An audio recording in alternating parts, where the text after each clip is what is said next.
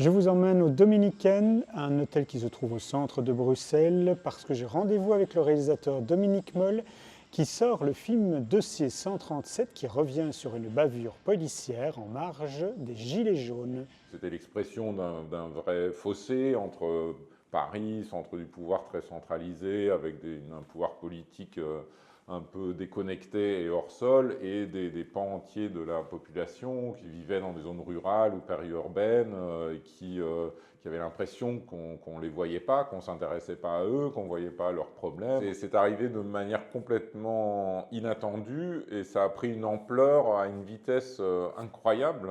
Personne ne comprenait ce que c'était. Il n'y avait pas d'interlocuteur, il n'y avait pas de représentant, puisqu'il refusait d'avoir des chefs. Les Gilets jaunes auront marqué le premier quinquennat d'Emmanuel Macron, mais d'autres actions également ont marqué ce quinquennat, et on a l'impression que les violences policières se sont institutionnalisées dans le paysage français. Quand le pouvoir politique n'arrête pas d'employer un langage guerrier, de dire nous sommes en guerre, c'est une insurrection, tous les manifestants en face sont des individus hostiles qui veulent détruire la France. Il y a un moment où les policiers ils se disent bah, c'est tout à fait justifié que en plus on nous donne des armes, des LBD, des grenades, bah allons-y. Le film raconte aussi dans quelles circonstances ce genre de violence peut arriver aussi quand on envoie des unités de police qui ne sont absolument pas formées au maintien de l'ordre. Ça aussi, ça n'aide pas et ça ne peut que conduire à des violences. Mais c'est vrai que la seule réponse du pouvoir politique en France face à la contestation semble être la répression. Les écologistes deviennent des écoterroristes, les gens qui vivent en banlieue deviennent des sauvages. Enfin voilà, et toute l'emploi de cette rhétorique est complètement irresponsable et contribue à ce que la relation entre la police et la population s'abîme de plus en plus. Le film sort juste au moment où Mediapart sort des vidéos sur les exactions des gendarmes en marge des manifestations à Sainte-Soline.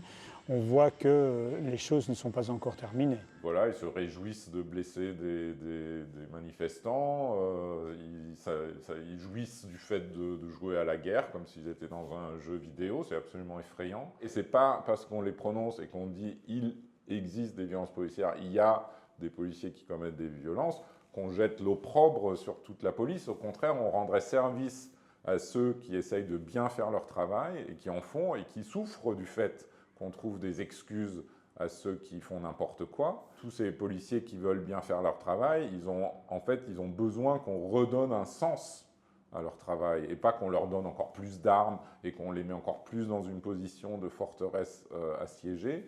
Le choix de Léa Drucker pour incarner cette policière plus humaine certainement que les autres, s'est-il facilement imposé? Je n'ai pas écrit pour elle au début, mais pendant l'écriture, je pensais de plus en plus souvent à elle.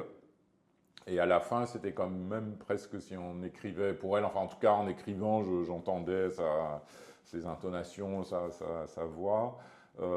Et donc, quand le scénario était terminé, je me suis empressé de lui proposer. Et elle a dit oui tout de suite. Donc, ça s'est fait assez simplement et j'en suis très heureux, évidemment.